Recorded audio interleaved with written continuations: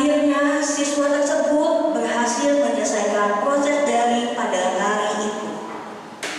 Ini selesai juga nih daringnya. Aku lanjut tugas kelompok dulu deh. Nanti kan juga ada rapat.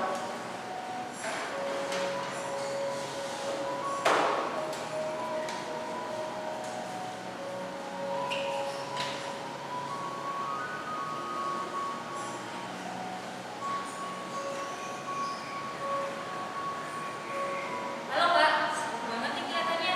Gak lupa kan kalau kita mau rapat program OSIS. Tapi sepertinya Ani sama Budi gak bisa hadir Pak. Iya, jadi. Tapi sebentar ya. Aku masih bingung banget sama tugas kelompok ini loh. Kenapa Pak? Kan tugas kelompok. Biasanya bisa kerja sama-sama. Tapi kok kelihatannya Kak Valen sendiri yang bingung. Ya aku tahu sih ini emang tugas kelompok. Coba ngomong dulu. Jadi gini loh, setiap ada tugas kelompok itu ya cuma aku yang kerja. Kali ini nggak cuma sekali, 2 kali. Kemarin aku kelompokan sama mereka. Cuma yang itu mereka cuma spam nama, terus dapat nilai bagus Pak. Tapi ya yang kerja cuma aku doang. Kamu gak coba send gambar ini ke guru maparmu atau nilai kelas mungkin Pak? Ya aku masih bingung sih mau ini ke guru apa atau enggak. BTW, muka kamu kok agak cemburu gitu kenapa? Ya Rika, aku tuh bingung banget. Kita semua tahu kan kalau kita lagi ngalamin masalah dunia. Keluarga aku tuh menganggapnya jadi buat keluarga aku harus kerja lebih keras. Emangnya ada kamu nggak dapat apa? Bapak pernah mengatakan gaji Kak, Bapak sekarang dengan 100% lagi. Sedangkan Bapak juga berhubungan lama. SPP bulan lalu sama bulan ini belum dibayar. Aku tahu sih, siapa sih yang mau ngalamin hal seperti ini? Tapi kenapa harus keluarga aku Kak? Ya juga ya. Kamu merasa nggak sih kalau kita berdua tuh lagi merasa hal yang nggak enak gitu? Yang aku merasa udah maksimal banget buat ikut daring ini. Tapi ada aja kondisi situasi yang nggak enak. Yang kamu, keluarga kamu nggak dapat dalam pandemi ini. Kalau Kak, kan cuma masalah dari itu doang. Dengan aku belum beres SPP 2 bulan loh. Aku udah bisa buat bagi kakak ke bulan online lah, kerja. Tapi sekarang itu belum kebayar. Halo guys, lagi ngapain kalian? Ya, awalnya sih kita mau rapat OSIS, cuma keadaan itu kita sama-sama nggak enak. Kalian kenapa? Ya kita ada masa pandemi ini, bapak aku. Kalau kamu Mas, bapak kamu kita perlu teman dari juga. Ya enggak sih. Sekarang gini loh. Kamu tahu kan kalau sekolah kita itu sekarang masuk daring gitu. Otomatis tambah susah. Karena jaringan tuh pada hilang, pada lemot, HP itu meleleh. Mana ini ada tugas kelompok, tapi cuma aku yang kerja. Sudah, kalian jangan pada begitu. Ini kan bulan yang penuh dengan sukacita. Yuk kita rayakan pelajaran bisnis bersama-sama. Kalian join ya, nanti sore ada apa di sekolah kita. Aku yakin kalian akan dapat kebukaan dan dunia yang luar biasa. Jangan lupa datang ya guys. Oke. Dadah. Dadah. Kita akan jadi kalian bilang sebenarnya. Udah yuk, aku siap-siap dulu ya.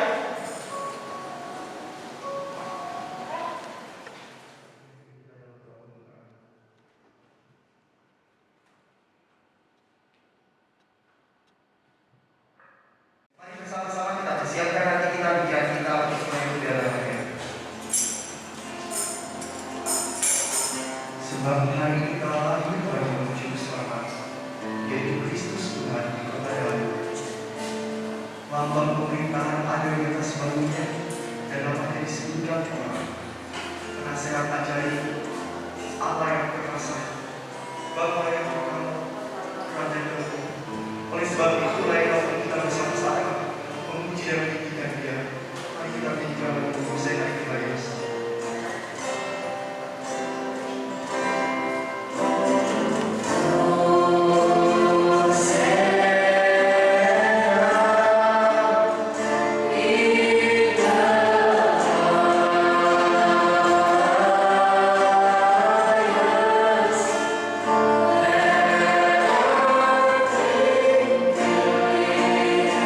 Thank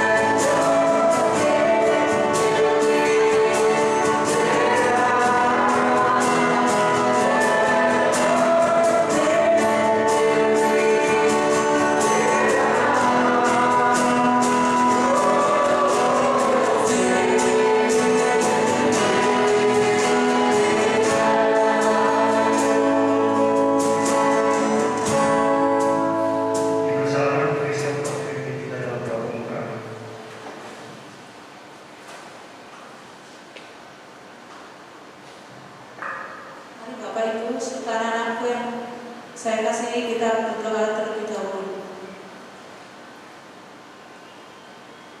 Tuhan Yesus yang baik, terima kasih buat hari ini, pagi hari ini kami bisa berkumpul tanpa kekurangan sesuatu apapun Tuhan. Terima kasih Tuhan atas kekuatan kesehatan yang Kau berikan. Tuhan, berkati Tuhan, sebentar kami akan memulai memperingati dan merayakan hari kelahiran-Mu. Kiranya Engkau memberkati Tuhan kesiapan semuanya ya Tuhan yang terlibat di acara perayaan Natal ini ya Bapa. Biarlah Tuhan kuasa Roh Kudus-Mu yang memberkati aula lantai 4 ini ya Tuhan, agar kiranya ya Bapa terpancar sukacita damai sejahtera di hari kelahiran-Mu Tuhan. Berkati Tuhan dari mulai tim musik, tim multimedia, tim LCD dan semuanya panitia yang terlibat Tuhan dalam acara perayaan Natal ini ya Bapa. Biarlah Kau berikan kami Tuhan kesehatan, kekuatan dan kelancaran Tuhan, serta alat-alat yang kami gunakan ya Bapa. Biarlah Kau jauhkan dari gangguan apapun Tuhan. Berkatilah Tuhan acara hari ini, kami siap untuk memulainya ya Bapa. Biarlah Engkau buka hati kami, pikiran kami untuk akan mendengarkan Tuhan firman-Mu nantinya ya Bapa. Biarlah firman-Mu menjadi berkat dan kekuatan buat kami menjalani hari-hari selanjutnya ya Tuhan. Kami siap mulai acara ini Tuhan, kiranya Engkau berkati. Marilah kita semuanya yang di sini yang terberkati oleh kuasa Roh Kudus, kita katakan sama-sama, amin. Saya persilakan untuk kita bersama-sama bersorak diri.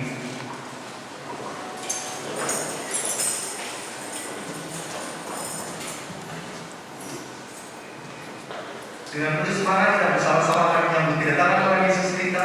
Mari kita bersama-sama menyanyikan lagu. Mari kita sambut Sang Raja.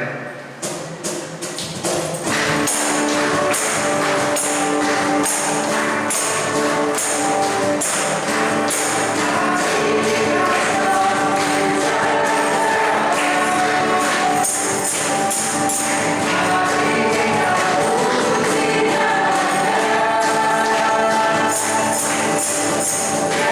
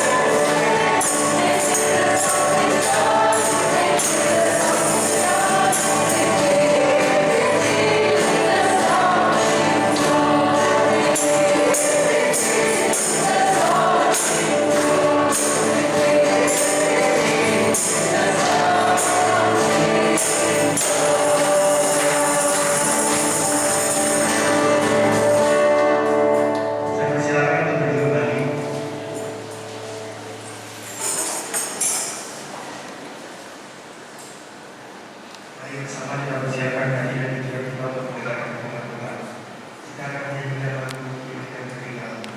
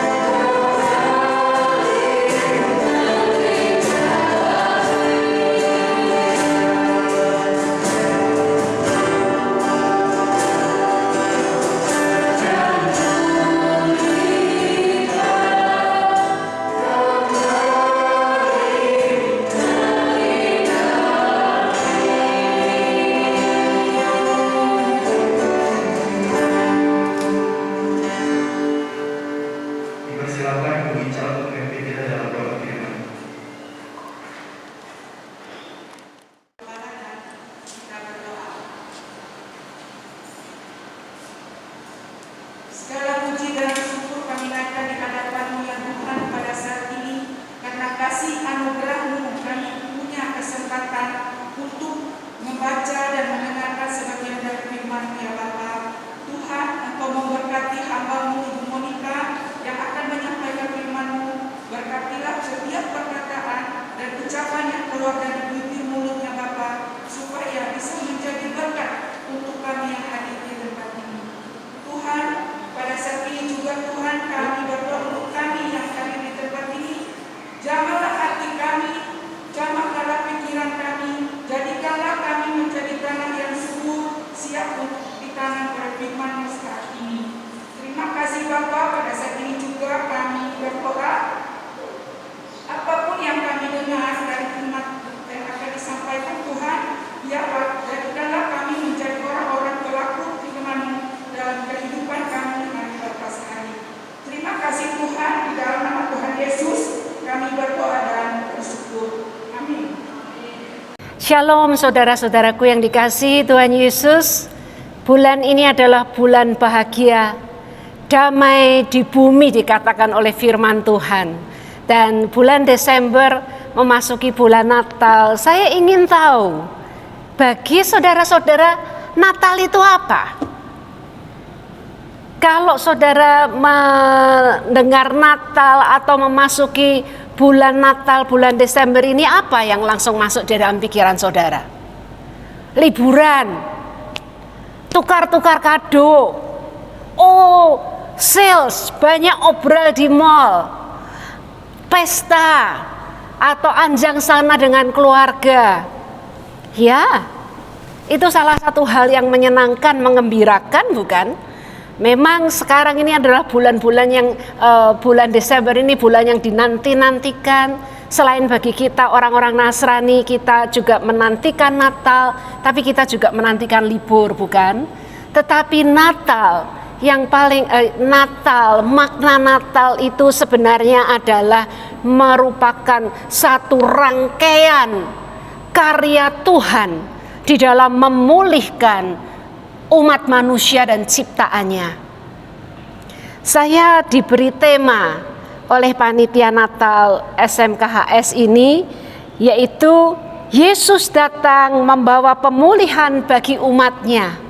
Betul, memang Tuhan Yesus itu datang untuk memulihkan umat manusia, memperdamaikan umat manusia kembali kepada Allah Bapa dan memulihkan seluruh ciptaannya menjadi kembali kepada rencana Allah yang semula.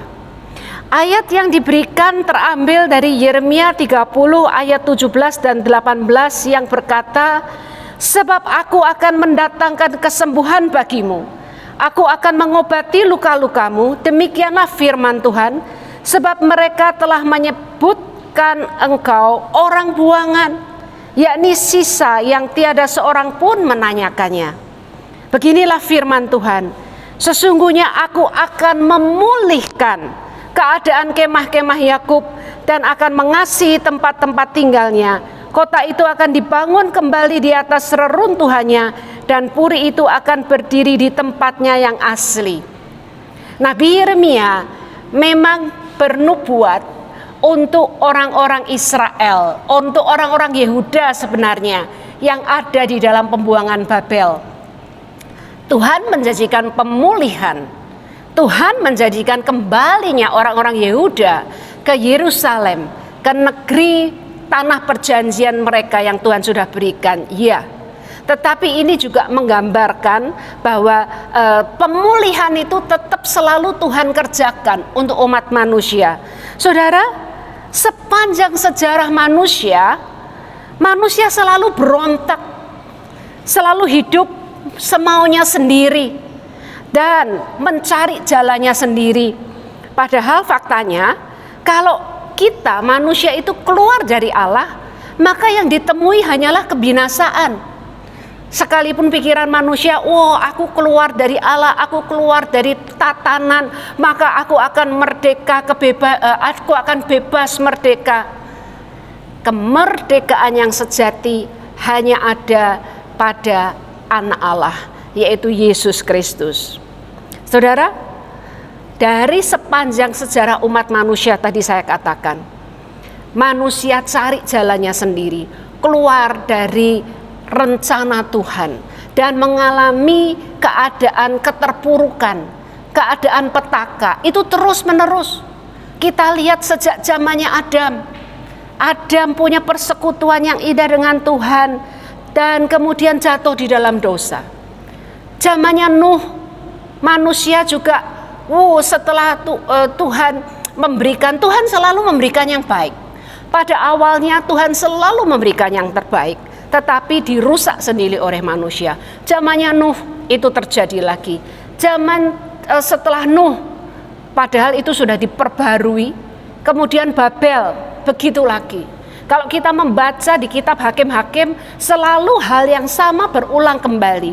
Tuhan menolong, Tuhan memulihkan, memberikan sesuatu yang baru, tetapi kemudian Israel berlaku jahat di hadapan Tuhan, meninggalkan Tuhan, sehingga kemudian mereka mengalami keadaan yang terpuruk. Akhirnya mereka teriak-teriak lagi dengan Tuhan. Tuhan dengan penuh kasih, dengan penuh kesabaran memulihkan keadaan mereka kembali, menolong memulihkan keadaan mereka kembali. Itu berulang kali terus, terjadi berulang kali terus. Bagaimana dengan keadaan hidup kita sekarang ini? Apakah kita mencari jalan kita sendiri? Apakah kita mencari so-called kemerdekaan yang kita pikir itu kemerdekaan yang di luar Tuhan? Sekalipun kita mengatakan bahwa kita percaya Tuhan, tetapi kita tidak menjalani hidup sesuai dengan tatanan dan nilai-nilai ilahi. Tuhan tetap menunggu kita untuk bertobat dan berbalik kembali kepada Dia, serta hidup di dalam tatanannya. Yeremia 30 ayatnya yang ketiga, kita membaca dikatakan, sebab sesungguhnya waktunya akan datang, demikianlah firman Tuhan, bahwa aku akan memulihkan keadaan umatku. Saudara, Allah dengan penuh kasih, karena Allah itu adalah kasih, terus Dia menjanjikan dan melakukan pemulihan kepada umat manusia. Tuhan menjanjikan pemulihan.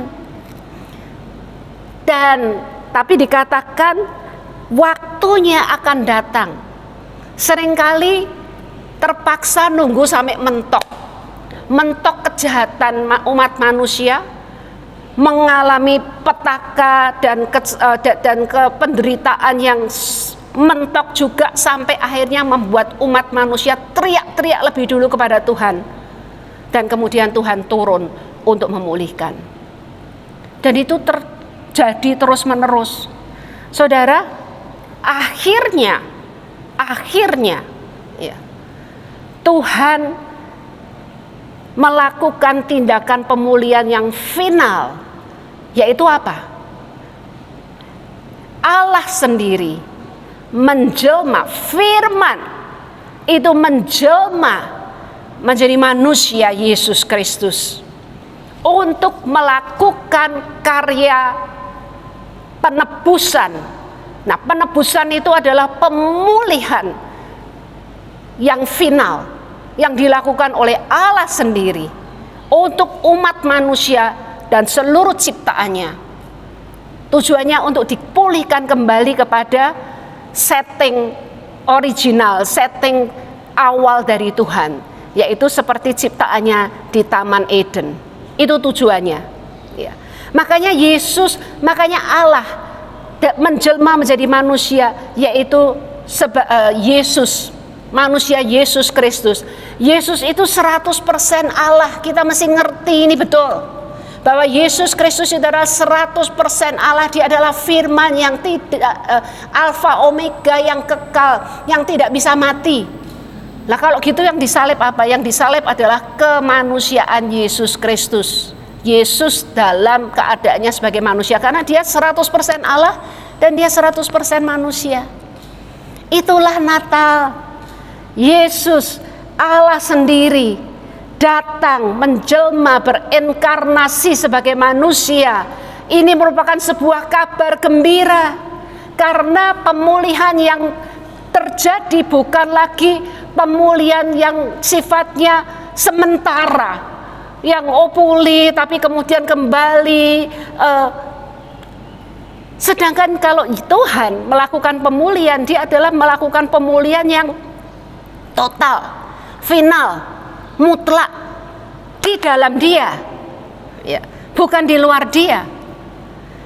Makanya di dalam Galatia pasal 3 ayat yang ke-13 dikatakan, Kristus telah menebus kita dari kutuk hukum Taurat dengan jalan menjadi kutuk karena kita, sebab ada tertulis, terkutuklah orang yang digantung pada kayu salib. Dia menjadi kutuk menggantikan kita. Seharusnya kita yang terkutuk, tetapi pemulihan yang Tuhan lakukan itu tuntas. Dia menjadi terkutuk, dia yang menggantikan kita. Dan Yesus Kristuslah yang membebaskan kita dari kutuk maut, dari kutuk sakit penyakit, dari kutuk kemiskinan. Dia mau memulihkan kita seperti keadaan semula ciptaan. Dia ingin memulihkan kembali seluruh ciptaan, seluruh makhluk dan ciptaan seperti di Taman Eden. Ya. Saudara, Tuhan ingin memulihkan kita. Apa sekarang keadaan kita? Kita bisa mungkin saja terpuruk, apalagi sekarang di tengah-tengah pandemi ini ada begitu banyak, satu sisi ada begitu banyak yang berkat juga, ya, karena dengan keadaan pandemi ini banyak yang mencari Tuhan, akhirnya mereka menemukan Tuhan dan mengalami pertolongan dari Tuhan. Tetapi ada juga yang mengalami chaos, karena apa? Biasanya semuanya sibuk gitu ya. Kemudian keluarga-keluarga ada yang semakin jadi satu rukun karena dulunya sibuk, kemudian mereka kumpul sehingga akhirnya jadi bagus. Tapi ada juga yang karena dulunya sibuk jadi hidup sendiri-sendiri, pulang rumah gitu aja enak, sekarang 24 jam ketemu terus di rumah, karena mereka tidak cakap melakukan komunikasi jadi tambah gegeran. Bisa seperti itu. Tetapi kalau kita ada di dalam Kristus, kalau Yesus Kristus itu betul-betul ada di tengah-tengah kita, kita di dalam Kristus, kita keluarga kita di dalam Kristus, bukan cuma kita di dalam Kristus, tapi Kristus dan firman-Nya juga di dalam kita, maka pemulihan itu terjadi. Gimana sih supaya pemulihan atau restorasi itu terjadi? Saya mencatat ada 5 hal yang ingin saya sampaikan pada pagi hari ini. Yang pertama itu dikatakan begini, yaitu di dalam Dia. Tadi saya sudah singgung bahwa kita mesti harus di dalam Dia dan Dia di dalam kita. Kita harus cling on Jesus, gandol sama Tuhan Yesus. Kita harus di dalam Dia dan Dia di dalam kita. Ya. Galatia 3 ayat 14 mengatakan begini, Yesus Kristus telah membuat ini.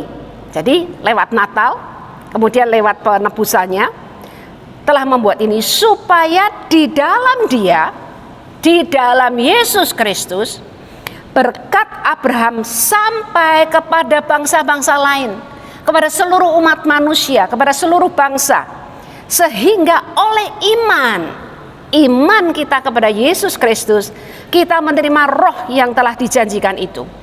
Ayat yang ke-29 dikatakan, dan jikalau kamu adalah milik Kristus, maka kamu juga adalah keturunan Abraham dan berhak menerima janji Allah.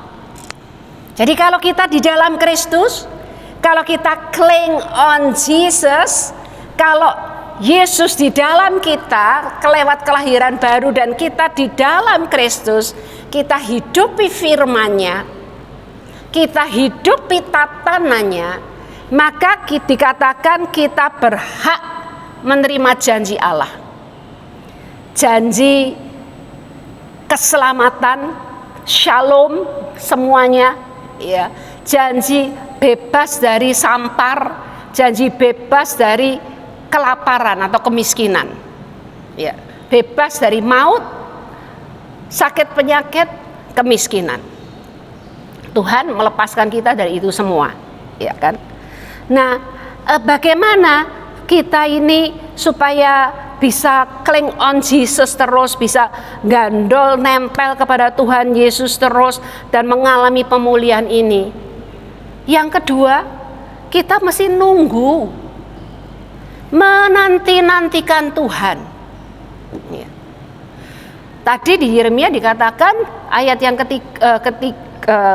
ayat yang keberapa tadi? 30 ayat yang ketiga, kalau sudah datang waktunya, berarti ada waktunya. Termasuk juga dalam hidup kita, apa yang sedang ada dalam pergumulan kita, yang menjadi pergumulan kita. Bisa kalau kita sekali dalam Tuhan serta merta langsung Tuhan memberikan pemulihan bisa. Tetapi seringkali ada waktunya Tuhan di mana kita perlu menunggu. Saudara, orang keturunan Abraham, ya waktu itu namanya belum Israel tentunya. Keturunan Abraham harus menunggu 400 tahun untuk lepas keluar dari perbudakan. Ya, itu sudah dinubuatkan sejak Kejadian 15, sejak Abraham belum punya Ishak. Ya. Kemudian antara perjanjian lama di mana Mesias ini sudah dinubuatkan terus sejak ratusan tahun sebelumnya, sebelum Yesus lahir, ya. Antara perjanjian lama dengan perjanjian baru itu jeda waktunya 400 tahun. 400 tahun orang-orang Yahudi menanti-nantikan kedatangan Sang Mesias. Jadi mesti menanti-nantikan. Yusuf, kita tahu ceritanya Yusuf bukan? Yusuf setelah dimasukkan ke penjara, setelah dia menolong juru minuman dan juru roti, tetap dia mikir, aduh juru minuman sudah diselamatkan, aku sebentar lagi keluar. No, tetap nunggu 2 tahun. Karena apa? Dengan menunggu itu Tuhan memberikan bahkan lebih. Coba kalau seandainya Yusuf itu keluar pada saat juru minuman keluar dan kemudian setelah itu Yusuf keluar, dia mungkin keluar sebagai orang merdeka, bisa kembali kepada Yakub bapaknya, ya kan? Oh, itu aja sudah luar biasa. Tetapi dia nunggu 2 tahun lagi karena apa? Tuhan punya rencana yang lebih hebat, lebih dahsyat lagi. Karena setelah 2 tahun kemudian Firaun bermimpi dan Yusuf keluar bukan menjadi orang merdeka, tetapi dia keluar menjadi perdana menteri. Dahsyat, ya kan? Menantikan, menunggu. Saya sebenarnya dalam bergumul untuk masalah pemulihan ini, yang paling inti, poin yang paling inti yang Tuhan ingin kita tangkap adalah agar kita menanti-nantikan Tuhan. It's really worth it. Sangat berharga kita menanti-nantikan Tuhan. Bersediakah kita menunggu? Atau kita nuntut Tuhan kok tidak dijawab-jawab, Tuhan aku mau begini atau begini. Atau kita menunggu, menantikan Tuhan dengan pikiran yang berserah. Nanti saya akan ngomong berserah ya. Karena segala sesuatu ada waktunya. Ini nanti saya harap juga ini direkam dan kemudian murid, siswa-siswa dan semua juga ikut mendengar. Ya, begitu ya. Siswa-siswa ikut mendengar juga ya. Kayak saya kasih contoh.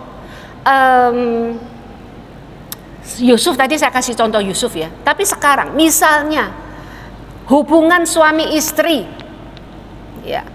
Itu ya tentunya dilakukan pada saat sudah menjadi suami istri. Betul kan? Kita harus mau menunggu. Jadi bukan hubungan suami istri persetubuhan dilakukan sebelum suami istri. Jadinya apa? Kecelakaan. Ya kan? Amin. Ya. Jadi segala sesuatu ada waktunya. Kayak orang mau makan buah misalnya, buah ya ada waktunya untuk matang. Coba kalau seandainya buah mangga itu masih kecil gitu langsung diambil dimakan, belum waktunya, rasanya juga nggak enak dan membuat perut sakit. Ya, segala sesuatu ada waktunya dan kita perlu menanti. Menantikan itu sebuah seni sendiri yang Tuhan hargai. Ada banyak ayat firman Tuhan yang mengatakan menanti-nantikan Tuhan itu nanti akan diperbarui seperti Raja Wali, ya kan, di Yesaya. Di Mazmur ada banyak ayat-ayat yang mengatakan menantikan Tuhan. Orang yang menanti-nantikan Tuhan akan mewarisi negeri, itu berkali-kali dikatakan begitu. Orang yang menanti-nantikan Tuhan, Tuhan sendiri pasti akan datang, dia adalah penolong, dia adalah perisai. Di Mazmur, kalau saudara membaca Mazmur ada begitu banyak sekali.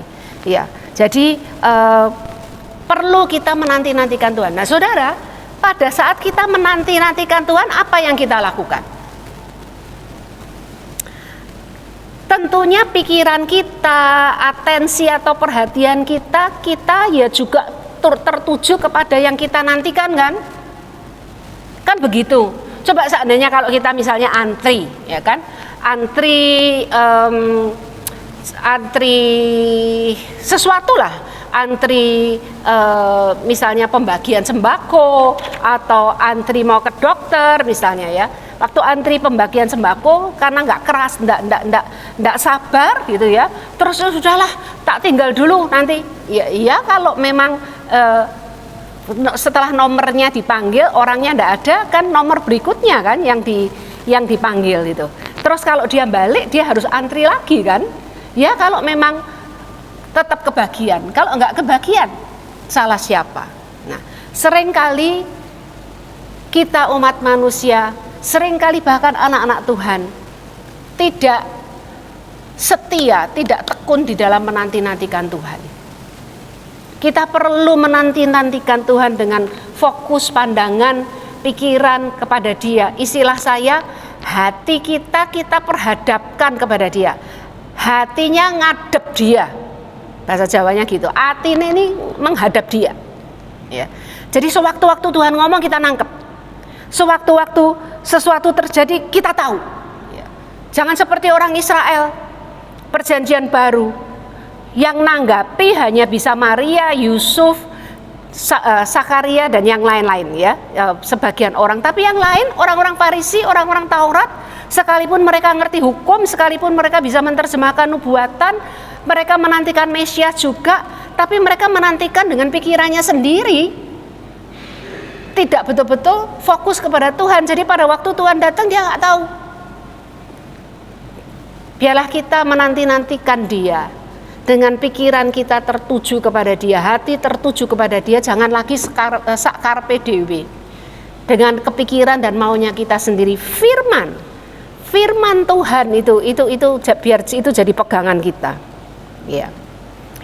Contohnya yang kita ambil dari Alkitab adalah Abraham.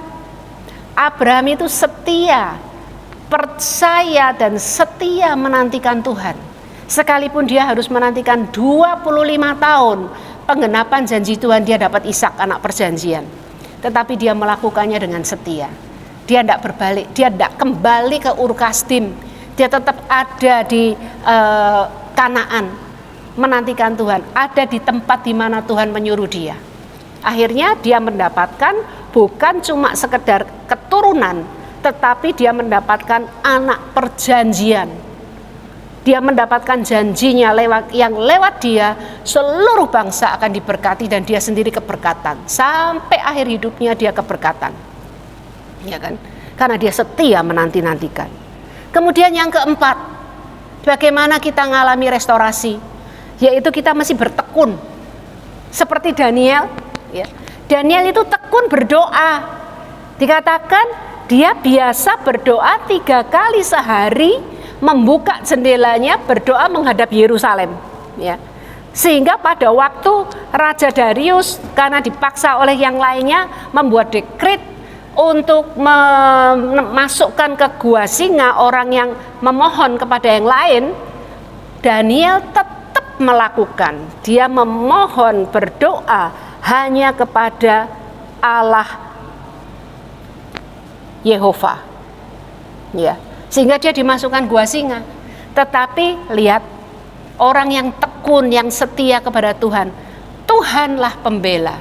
Sekalipun dia dimasukkan ke gua singa, dia tidak mati, ya. Karena dia tekun. Ya.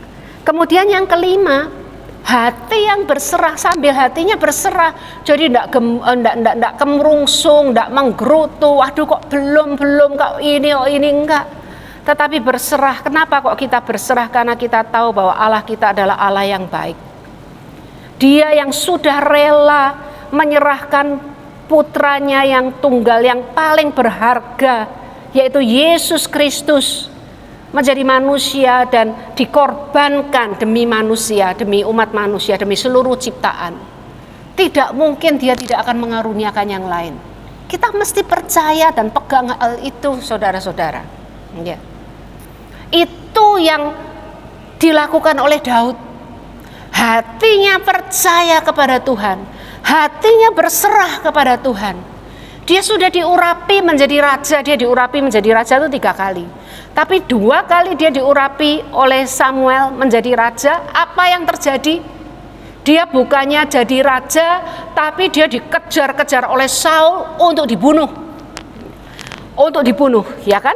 Itu yang terjadi. Tetapi dia tetap berserah. Sehingga sekalipun dia punya kesempatan 2 kali, dia punya kesempatan untuk membunuh Saul, itu tidak dia lakukan. Karena dia tahu bahwa dia ingin Tuhan saja yang mengangkat dia menjadi raja. Dan itu yang akan sifatnya kekal dan ilahi. Dia berserah kepada Tuhan. Tidak mau pakai tangannya sendiri, tidak mau pakai caranya sendiri. Jadi Natal saat ini biarlah kita bukan cuma bergembira karena Natal, karena kita diselamatkan, tetapi biarlah Natal kali ini adalah membuat kita melakukan perenungan, evaluasi diri, dan kita sendiri mempunyai tekad, iya Tuhan, aku mau mengalami pemulihan yang sepenuhnya daripadaku atas hidupku, dalam setiap segi dari hidupku, baik itu rohani, secara mental, secara jasmani juga. Kalau kita apapun yang saudara butuhkan, biarlah kita menerima janji pemulihan Tuhan dengan melakukan 5 hal ini. Kita terus cling on Jesus, bergantung ada di dalam Kristus dan Kristus di dalam kita. Kita terus menantikan dia dengan hati dan pikiran menghadap kepada dia. Ya, perhatian kita kepada dia. Kita tetap tekun dan setia. Dan hati ini berserah. Istilah saya semeleh. Ya. Kita akan melihat bukan cuma keselamatan dari Tuhan, tetapi perkara besar Tuhan akan lakukan di dalam hidup kita. Karena dia pemulih dan kita menanti-nantikan dia. Janjinya orang yang menantikan dia akan mewarisi negeri. Mari kita berdoa. Bapa Surgawi, kami sangat mengucap syukur, berterima kasih. Tuhan, terima kasih Natal kali ini Tuhan. Bukan cuman biar kami merayakan hari ulang tahun-Mu dan mensyukuri keselamatan yang Engkau berikan kepada kami. Tetapi biarlah Natal kali ini, bulan-bulan ini, kami benar-benar Tuhan mengadakan waktu untuk menanti-nantikan Engkau. Dan biarlah hati yang terus mencari dan menanti-nantikan Engkau itu menjadi bagian dari kami seumur hidup kami Tuhan. Kami mau ada di dalam Engkau, percaya penuh kepadamu, menantikan Engkau dengan mata dan hati fokus kepada Tuhan. Kami mau tekun dan setia, dan kami mau hati kami berserah kepadamu. Terima kasih Bapa, kami akan melihat perbuatan-perbuatan besar yang Kau lakukan di dalam hidup kami dan melalui hidup kami untuk kemuliaan nama-Mu.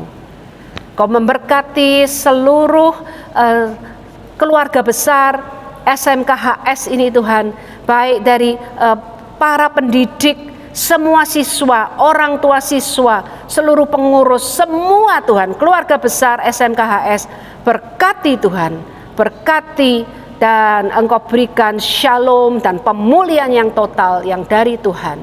Di dalam nama Yesus kami percaya, kami menerima ini semua. Dalam nama Yesus, amin. Amin. Puji Tuhan, Tuhan memberkati.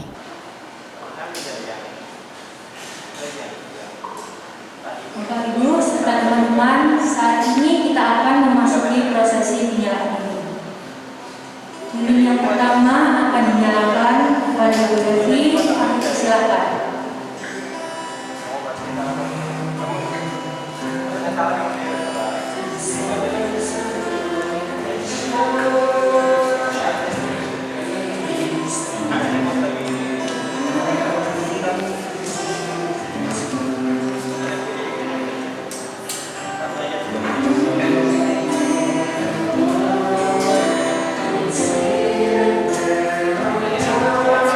Lilin yang kedua akan dinyalakan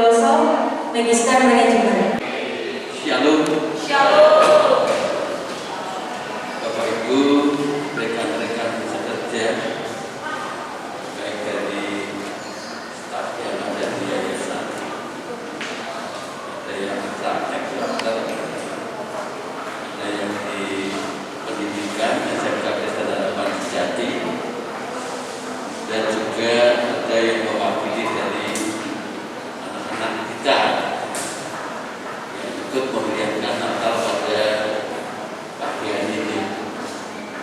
Seingat saya Natal itu sudah dilakukan 7 tahun, dan yang ke-7 ini yang paling beda. Yang pertama dulu Natal dilaksanakan di Gedung Lama, kalau nggak salah di sana. Terus yang kedua di halaman depan Gedung Lama dengan anak-anak semuanya. Yang ketiga di tempat lapangan besar. Keempat kalau nggak salah di sana. Kelima di lantai ini, 6 juga, 7 juga. Hanya yang saat ini paling beda, jumlahnya relatif sangat sedikit. Bapak Ibu dan anak-anak yang saya kasih dalam Tuhan Yesus Kristus, sesuai dengan tema yang ada di depan kita, bahwa Natal kita kali ini Yesus datang membawa pemulihan. Ini memberikan makna kepada kita semua, supaya setiap Natal yang punya tema itu benar-benar bukan sekadar tema, sehingga ketika kita merayakan ada tema, ada khotbah terus hilang. Semoga betul-betul Natal ini berdampak kepada kita, bagaimana Tuhan memulihkan kita, warga dari Yayasan Sumber Pengayoman Sejati. Barangkali kita perlu dipulihkan oleh Tuhan, sehingga punya semangat yang luar biasa di dalam pelayanan kita di masing-masing bidang kita.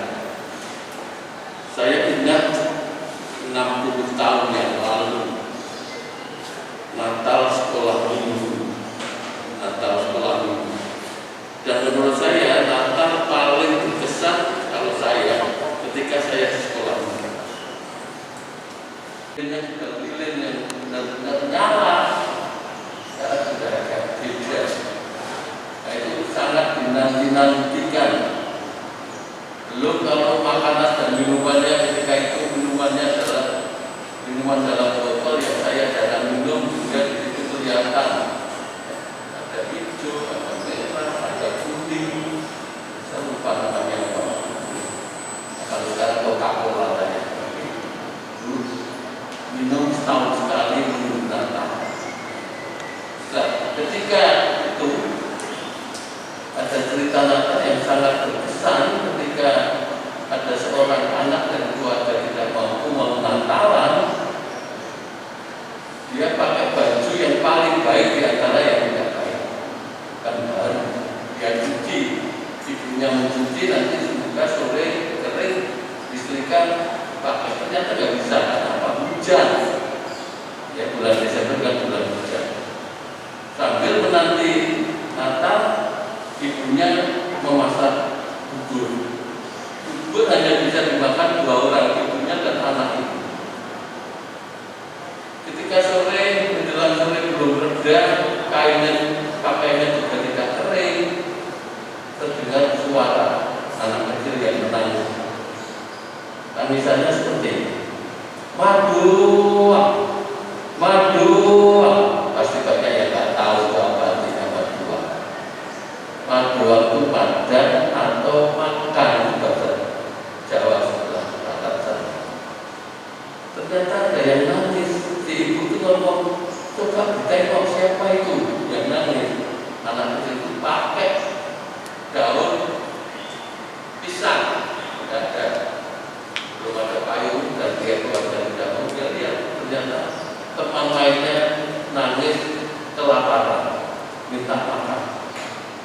Akhirnya dia sampai di rumah mengatakan, Bu, temanku nangis mau makan. Akhirnya ibunya ngomong, ambil piring. Ini sebanyak yang 2 orang, tapi akhirnya dibagi 3. Ibunya, anaknya dan temannya. Sedikit-sedikit yang penting antar ke temanmu. Akhirnya diantar. Sampai di sana di tempat itu diantar. Begitu dibuka itu bubur, anak itu karena lapar langsung dia makan. tangisan keluarga. Tidak ada tangisan, kenapa? Perutnya sudah terisi. Itu menurut saya itu yang namanya pemulihan. Di tengah hujan, orang kelaparan, dia masih mau berbagi, walaupun sedikit, yang membuat tangisannya ada. Nah, apa yang bisa kita lakukan di dalam kehidupan kita di Yayasan Sumber Pengayoman Sejati? Di tengah-tengah kita banyak orang menangis. Yang di praktek dokter banyak nangis karena apa ya? Sakit. Biaya juga banyak. Peran tempat praktek. Bagaimana kita bisa merendahkan tangis mereka, bisa menyembuhkan mereka, mengurangi beban mereka. Apa yang kita lakukan di Yayasan Kesadaran Manusia? Banyak keluarga kita, anak-anak kita yang menangis, mau sekolah, biayanya nggak ada. Apalagi situasi yang daring sekarang ini, bisa kehabisan paket, nggak ada sinyal, nggak ada macam-macam. Bagaimana kehadiran SMK Kesadaran Manusia bisa memulihkan anak-anak kita yang sudah barang tentu di rumah mereka banyak mengalami kesulitan. Dijelaskan secara tatap muka aja susah, apalagi dijelaskan secara daring, tambah susah lagi. Tapi semoga dengan Natal kali ini kita semua ikut peran serta seperti kehadiran Tuhan Yesus memulihkan umatnya. Kita juga diharapkan bisa memulihkan anak-anak kita, bisa memulihkan orang yang sakit di tengah-tengah kita. Selamat Natal tahun baru, Tuhan memberkati.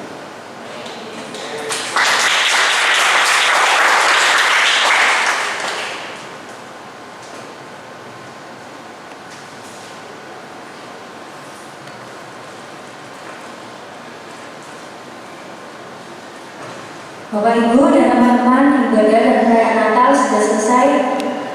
Mari kita akhiri acara Natal pada hari ini dengan doa berkat yang akan dipimpin oleh Ibu Titin. Kepada Ibu Titin, kami persilakan.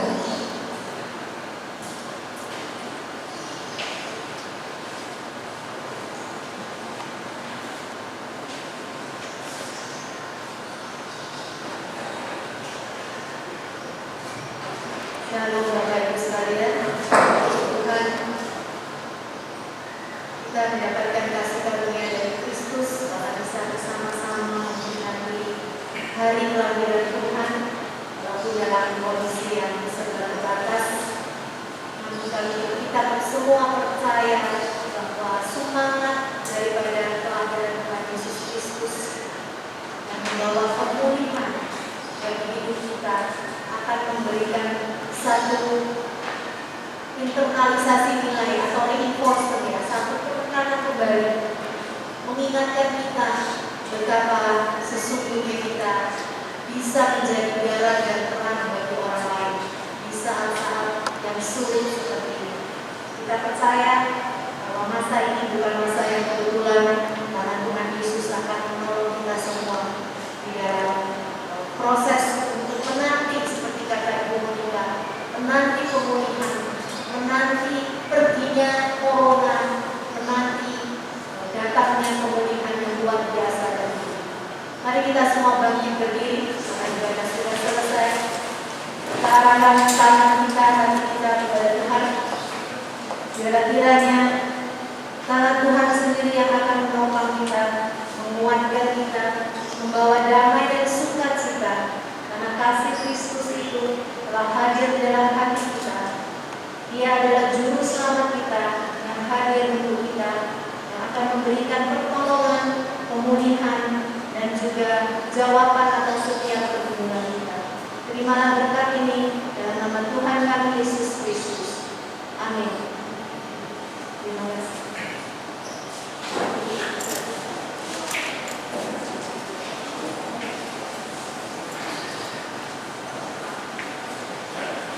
Maka dari itu Bapak Ibu sekalian, teman-teman kami, marilah saja ibadah Natal SMK Kesadaran Sejati pada hari ini. Kami mengucapkan Selamat datang